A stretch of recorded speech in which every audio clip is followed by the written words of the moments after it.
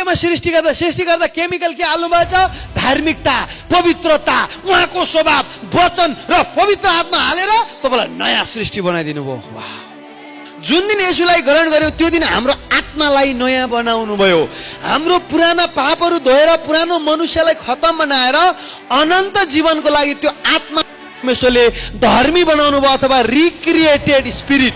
यहाँनिर तीनटा पद पढे। पहिलो पद छ यदि कोही ख्रिस्टमा छ भने, यसलाई चाहिँ विभिन्न अनुवादमा हेर्दा यदि कोही ख्रिस्टसँग टाँसिएको छ, ख्रिस्टलाई ग्रहण गरेको छ, ख्रिस्ट येशूको नाम अथवा पिता पुत्र पवित्र आत्मामा बप्तिस्मा लिएको छ भने त्यो नयाँ सृष्टि हो है। एउटा अंग्रेजी अनुवादले के भन्छ भने येशूसँग कलमी बाँधिएको छ भने भन्छ। कलमी बाँधिनु भनेको दुईटा एक हुनु। यदि कोही ख्रिस्टसँग कलमी बाँधिएको छ, जोडिएको छ भने त्यो नयाँ सृष्टि हो।